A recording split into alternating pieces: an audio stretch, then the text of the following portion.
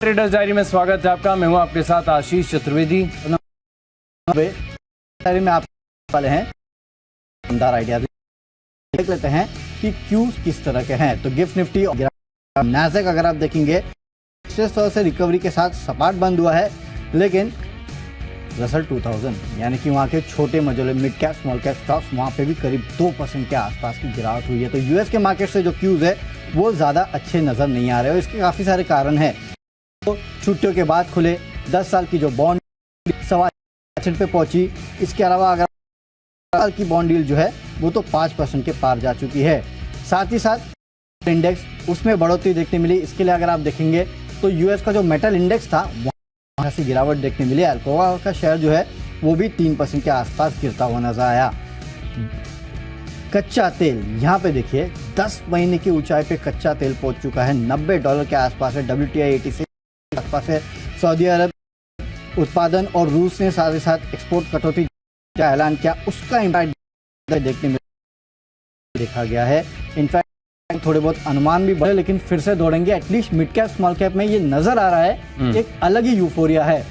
अब वो शिफ्ट होकर लार्ज कैप में कब आता है ये देखना होगा, ये तो वक्त ही बताएगा। कि यूफोरिया है और उसमें आपको खरीदारी करना है। सिर्फ एक दिक्कत की बात है, 2 दिन 5,000 करोड़ की बिकवाली एफआईआर कर चुके हैं। 5,000 करोड़। हाँ, इसमें काफी सारी ब्लॉक डील्स आप उनको इंक्लूड कर सकते हैं, लेकिन नेट अगर 5,000 करोड़ की आपको सामने दिखाई दे रही है कि बिकवाली कर चुके हैं। अब इसका कितना इम्पैक्ट होगा, या फिर से वही होगा कि जिस दिन मिस आउट होंगे उस दिन आ जाएंगे खरीदारी करने के लिए, और फिर जो मॉर्गन स्टैनली कह रहा है कि 10% के आसपास की रैली इलेक्शन से पहले देखने मिलेगी, यही लेके आएंगे। बिल्कुल एक्शन जबरदस्त देखने को। स्टॉक स्पेसिफिक अप्रोच जो है बिल्कुल बेहतर तरीके से काम कर रही है। आज के सत्र में बाजार ऊपर है नीचे, लेकिन कई सारे सेक्टर और स्टॉक ऐसे रहेंगे जहां पर आपको तेजी देखने को मिल सकती है। आज काफी दिनों के बाद संकेत थोड़ी सी नरमी वाले भी, हालांकि गिफ्ट निफ्टी अभी भी 8-9 अंक ऊपर चल रहा है। बिकवाली वाले आइडियाज नहीं आपने? एक है, सिर्फ एक ही है, केवल एक। वो भी ऐसा लगा कि हाँ शायद इसमें बिकवाली हो सकती है। अगर इंडिकेशन नहीं होता तो मैं बिकवाली नहीं करता, स्टॉक्स पे भी खरीदारी करता। मेरी भी लिस्ट मात्र स्टॉक ऐसा है जहाँ पर बिकवाली और स्मॉल नजर ही नहीं हट रही। जिस प्रकार आप मान लीजिए कि प्रॉब्लम ऑफ प्लेंटी है, इतने सारे स्टॉक्स में वर्कआउट और अच्छे खासे ट्रेंड मिलते हैं कि उनको मन करता है कि आप अपनी टीम में। तो एक बात समझ में आती है आशीष, जो नहीं चला है ना उसको ले इतना पक्का है। आप देखिए काफी सारे स्टॉक्स ऐसे, फॉर एग्जांपल मैं आपको एक दे देता हूँ, मैंने टेक्निकल पिक भी लिया है और कोई रीजन नहीं है, तो ऐसे ढेरों स्टॉक्स आपको मिलेंगे। आपने भी एक ट्वीट किया है मेरे ख्याल से हिमाद्री स्पेशलिटी के, हिमाद्री स्पेशलिटी 80% चल चुका है पिछले एक महीने के अंदर। अब सोचा था हमने कि हिमाद्री जाएगा, लेकिन चल गया। तो यही हो रहा है, ये यूफोरिया है मिड कैप स्मॉल कैप में। देखते हैं इस यूफोरिया को जब तक चल रहा है तब ट्रेड कीजिएगा। इन स्टॉक्स में आप ट्रेडिंग की पोजीशन एटलीस्ट ले सकते हैं और पैसे कमा सकते हैं, और ऐसे ही स्टॉक जो है हम आपके साथ आ रहे हैं। आशीष कैश बता रहे हैं कि स्टॉक चाल चल रहे हैं। अब देखिए बैंक निफ्टी आपको दिन के दौरान ऊपर नीचे दिखेगा, लेकिन छोटे से ही चाल चल रहे हैं। जितना छोटा उतना तेजी। इसके अलावा पंजाब बैंक यहाँ पर रखनी आपको नजर, क्या टेक्निकल स्ट्रक्चर है। कल के सत्र में के साथ बंद हुआ, थोड़ा सा ऑफ आइज हो गया, लेकिन पीएसबी यानी पंजाब सिंध बैंक यहाँ पर मैं मान रहा हूँ कि अभी भी मौका है। आज के सत्र में भी अगर आपको थोड़ी सी गिरावट नीचे मिलता है तो खरीदारी करके चलें। धीरे धीरे कल के जो हाइज हैं ये टेस्ट करता हुआ नजर आएगा। तो पंजाब एंड सिंध बैंक ये मेरा पहला कैश का स्टॉक है। इस पे 20 पैसे कंजर्वेटिव टारगेट दे रहा हूँ, हिट हो गया तो बढ़िया, 39 रुपीज़ का। टेक्निकल स्ट्रक्चर बहुत शानदार है, और आप किसी का भी चार्ट देख लीजिए, आप यूको बैंक देखिए, सेंट्रल बैंक देखिए, इंडियन ओवरसीज बैंक करनी है खरीदारी। चले तो बैंक जो है वहाँ पे आप फोकस कीजिएगा। पंजाब जो है वो पहला स्टॉक है। आशीष से मेरे तरफ से पहला स्टॉक है, खरीदारी कीजिएगा। 38 के लेवल के लिए 3,700 है। इस स्टॉक में एक ब्लॉक डील हुई है जहाँ पे Investcorp private equity fund ने 2.14 लाख शेयर बेचे, यानी कि 0.9% के आसपास की हिस्सेदारी, लेकिन खरीदने वाला है SBI लाइफ इंश्योरेंस कंपनी। इन्होंने 2,05,000 शेयर खरीद लिए हैं इस स्टॉक 3775 के दाम पे। ये हमेशा मैं कहता हूँ बेचने वाला से खरीदने वाला जो रहता है पास रिस्क रहता है। तो मेरे ख्याल से SBI लाइफ ने यहाँ दिमाग लगाया। और वैसे भी देखिए अब फेस्टिवल सीजन शुरू हो रहा है और आशीष बुकिंग हो रही है वर्ल्ड कप की, गजब की बुकिंग हो रही है। इंडिया और पाकिस्तान की जो टिकट्स है वो तो कुछ अलग ही लेवल पे बिक रही है, इन्फ्लेटेड लेवल पे। जो रेट नहीं होता कि सही में इतने रेट्स निकल लाखों में करेंगे, लेकिन वो इतनी काफी सारे और इवेंट्स हैं जो कि शुरू हो रहे हैं। तो याद रखिएगा, इन सभी इवेंट्स का इम्पैक्ट जो है वो हॉस्पिटैलिटी इंडस्ट्री पे होता है और इंडस्ट्रीज, सारी रिलेटेड इंडस्ट्रीज है। तो मैंने नजर रखनी है VIP, SBI लाइफ यहाँ पे खरीदारी 2 लाख शेयर मेरे ख्याल से खरीदारी के अच्छे आज यहाँ ट्रेडिंग के लिए 3850 के लेवल कीजिए। कैटेगरी फ्यूचर्स की है, मात्र जो कॉल है वो है 470 बिकवाली 92 का आपको स्टॉप लॉस रखना है। मेटल स्टॉक्स एक तो आप देखिए इंडेक्स है, उसमें मिल रही है, और डॉलर इंडेक्स और मेटल इंडेक्स कभी भी इन्वर्सली प्रोपोर्शनेट रहते हैं, यानी कि चढ़ेगा तो मेटल इंडेक्स गिरेगा। और ये आज होने वाला है क्योंकि आपने कल भी देखा अंतर्राष्ट्रीय बाजारों में गिरावट देखने मिली थी। इनफैक्ट अल्कोहल अगर आप देखेंगे करीब 3% के आसपास, और आफ्टर स्टॉक में और भी गिरावट देखने मिली है। तो मेरे ख्याल से आज हिंडाल्को, नाल्को जिसमें कल भी दबाव था, आज एक फॉलोअप सेलिंग आपको इन स्टॉक्स में देखने मिल सकती है।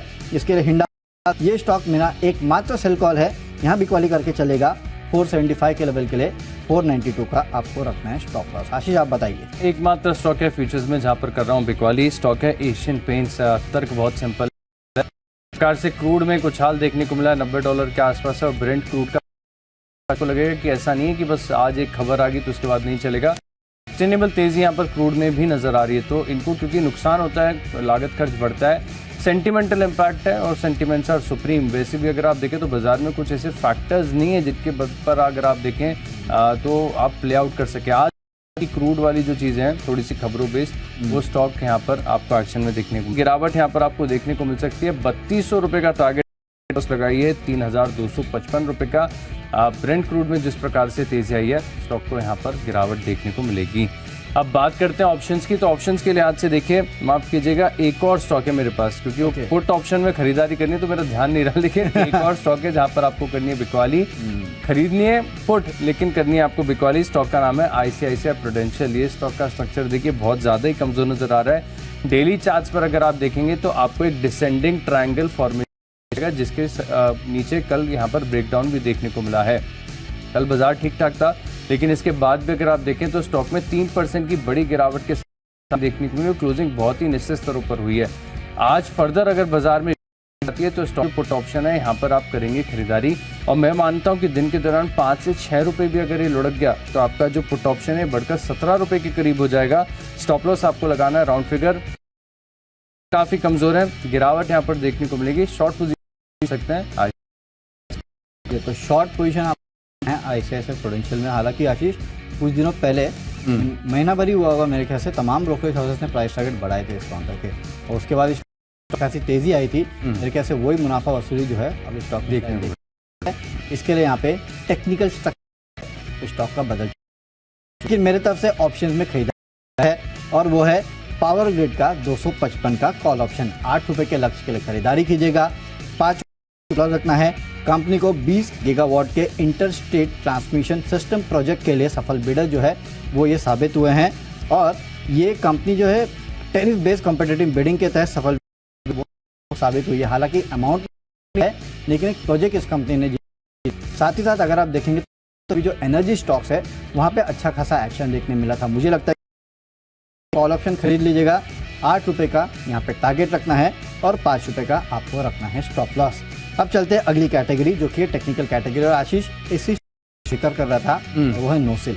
यहाँ आप देखिए कभी नहीं चल रहा था। I mean, एक जमाना था कि ये ट्रेडर्स फेवरेट काउंटर में गिना जाता था, चलता भी था, लेकिन उसके बाद टायर स्टॉक्स चल चुके थे, लेकिन नोसिल कभी नहीं चला था। जबकि इसको माना जाता है कि जब जब टायर स्टॉक चलते हैं, हाल फिलहाल में अगर आप देखेंगे पीछे कुछ अलग हो गया था। टायर स्टॉक चल रहे थे, नोसिल नहीं चल रहा था, लेकिन पिछले कुछ दिनों में अगर आप देखेंगे तो नोसिल ने तेजी पकड़ी है, और अब ये करीब करीब 240 के लेवल के आसपास आ चुका है। लगता है कि सपोर्ट पूरा है, और यहाँ से अच्छा प्राइस वॉल्यूम एक्शन देखने मिल रहा है। करके चलेगा 250 के लेवल के लिए।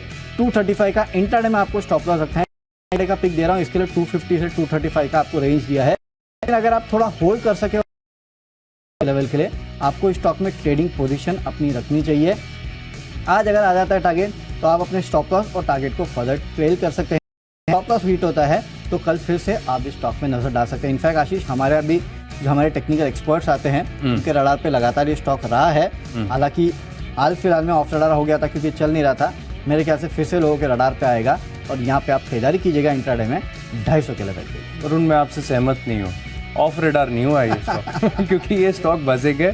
देखिए मेरे भी रेडार पर था, समहाउ मैं इसको शामिल भी करने वाला था क्योंकि कल मैंने आरके इंडस्ट्रीज दिया था, स्टॉक चल गया था। केमिकल स्पेस में जो बीटन डाउन स्टॉक्स हैं अब वो चल रहे हैं। कुछ ऐसे स्टॉक्स हैं जहां पर फंडामेंटल्स का कंफर्ट नहीं था तो शामिल नहीं किया, लेकिन नोसेल श्योरली रेडार पर था। और नोसेल में जिस प्रकार का स्ट्रक्चर है ना, 250 आपने कंजर्वेटिव टारगेट दे दिया, इसको बढ़ा दीजिए थोड़ा।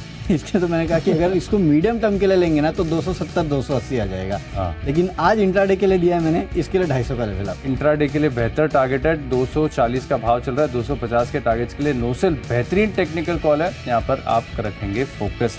टेक्निकली जो स्टॉक मुझे पसंद आ रहा है उसका नाम है केशोराम इंडस्ट्रीज। यहाँ पर आपको करनी है खरीदारी। स्पेस के भी सभी स्टॉक्स हैं जो धीरे धीरे चलने की तैयारी कर रहे हैं। यहाँ पर अगर आप देखें तो स्टॉक में कंटिन्यूस राउंडिंग बॉटम फॉर्मेशन यहाँ पर आपको देखने को मिले और बड़े चार्ज पर हो रहा है, वीकली चार्ज पर है। अच्छे बाद अगर आपको राउंडिंग नजर आए तो आप समझ लीजिए कि स्ट्रॉन्ग हैंड्स अक्यूमुलेट कर रहे हैं, क्योंकि राउंडिंग बॉटम एक्यूमुलेशन का स्ट्रक्चर होता है और इस स्ट्रक्चर के ऊपर हो गया ब्रेकआउट। तो अब ये भी स्टॉक ऐसा है जो सबके रडार पर आएगा, तो यहाँ पर आप खरीदारी करके चल सकते हैं। इंट्राडे में 105 होगा कि नहीं होगा कहना थोड़ा सा मुश्किल है, लेकिन 2-3 दिन का नजरिया बनाकर आप यहाँ पर खरीदारी करके चल सकते हैं।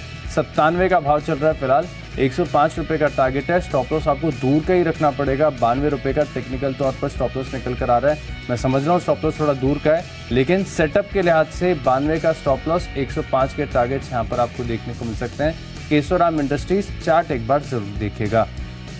कैटेगरी की ओर जो कि फंडा के लिहाज से एक थोड़ा सा कंफ्यूजन है, आप ही हल कर पाओगे। अब क्रूड चलता है वो ओएनजीसी को फायदा होता है, लेकिन जैसे ही क्रूड चलता है विंडफॉल गेन टैक्स बढ़ जाता है, क्या करें? यही दिक्कत की बात है आशीष। और पहले ये बहुत अच्छा पैरेट रेट था कि कच्चा तेल चलता है तो ओएनजीसी चल जाएगा, लेकिन आजकल वो थोड़ा चलता है और उसके बाद फिसल जाता है, क्योंकि लोगों को कहीं ना कहीं वो रियलाइज हो जाता है कि हाँ अब कच्चा तेल चल गया है तो शायद विंडफॉल गेन टैक्स आएगा। और वैसे भी देखिए, मैंने लास्ट टाइम भी कहा था कि लेवल के ऊपर अगर कच्चा तेल चला जाता है ना तो इनके लिए वो विंडफॉल गेन टैक्स का जो दर्द है वो फिर से आ जाता है। लेकिन अगर इस लेवल पे सस्टेन करेगा तो मेरे ख्याल से थोड़ा बहुत आपको ट्रेडिंग बेट तो एटलीस्ट मिल जाएगा। आपका कितना आएगा विंडफॉल गेन टैक्स, ये तो एनीवन्स बेट है कि कितना विंडफॉल गेन टैक्स आएगा। इंट्राडे में शायद आपको अच्छे ट्रेडिंग के मौके बन सकते हैं और वहाँ पे शायद, और आशीष वैसे भी एनर्जी स्टॉक चलेंगे उसके तो कच्चा तेल पूरा एनर्जी पैक जो है वो अपने रडार पर रखना है।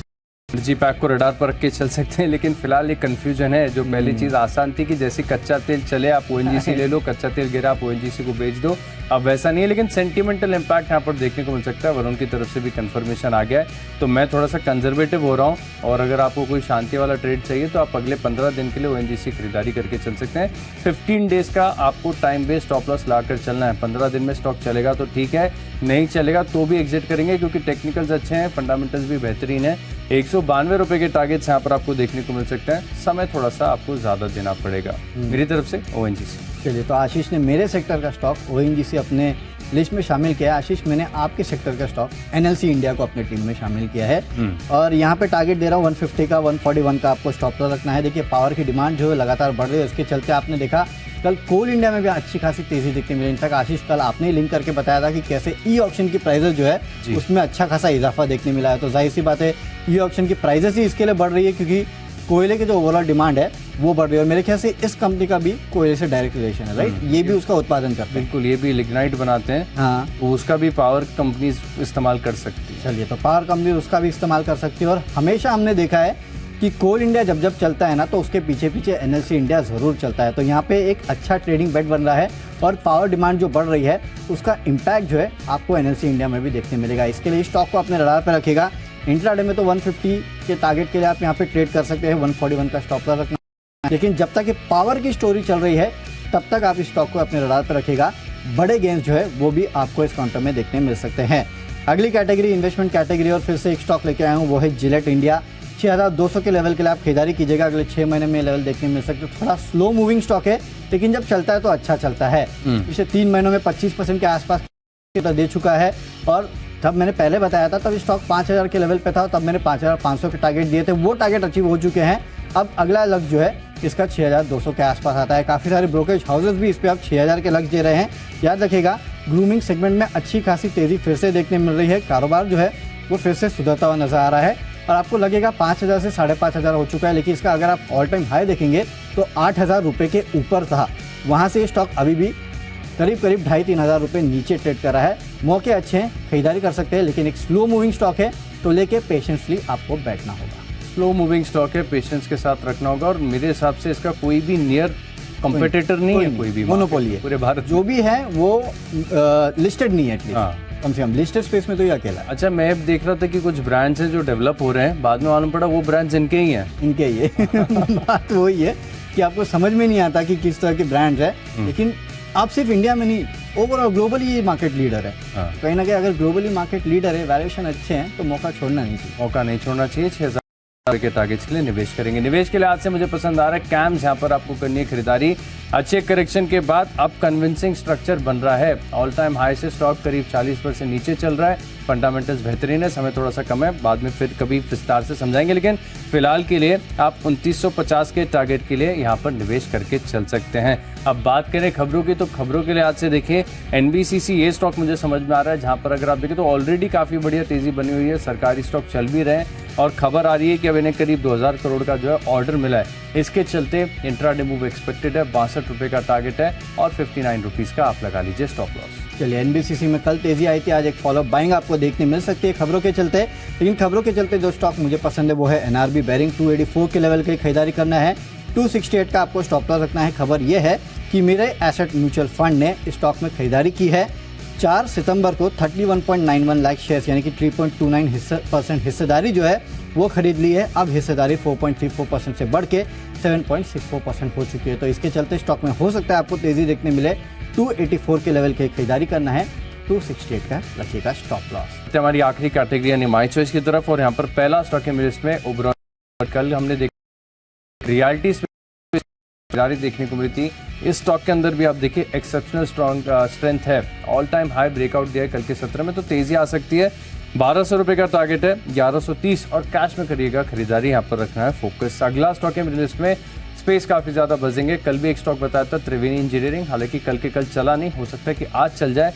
आज चुना है कि जिसके टेक्निकल्स मुझे काफ़ी पसंद आ रहे हैं, यहाँ पर आपको रखना है फोकस, क्योंकि अंतर्राष्ट्रीय बाजार में अगर आप देखें तो जो कीमतें हैं वो करीब 6 साल की अंतर्राष्ट्रीय, थोड़ा सा आपको लेना होगा। 38 के टारगेट्स यहाँ पर आपको देखने को मिल सकते हैं। 34 रुपये आपको लगाना है स्टॉप लॉस। और आखिरी स्टॉक है मेरे लिस्ट में रैलिस इंडिया। यहाँ पर भी अगर कल के सत्र में बड़ी स्ट्रांग रिकवरी निश्चित तरह से देखने को मिली, तो मैं मान रहा हूँ कि किसी ने जो है अच्छी खासी बाइंग की है। इसके बाद यहाँ पर का ट्रेंड आपको देखने को मिला, तो आप करिए रैलिस इंडिया, आप खरीदारी करके चल 245 रुपये के टारगेट के लिए और 230 रुपये का आपको लगा लॉस। चलिए, माई चॉइस में तीनों खरीदारी के कॉल है। सबसे ओईसी में आपको खरीदारी करना है, 173 163 का स्टॉप लॉस रखना है। में जो बढ़ोतरी उसका किसी पे असर हो ना हो, इतना पक्का है कि ये ड्रिलिंग, ऑफशोर एक्सप्लोरेशन, इनकम मिलता है एटलीस्ट ट्रेडिंग के लिहाज से। तो ट्रेडिंग के लिहाज से 173 के लेवल की जगह 163 का खरीदारी का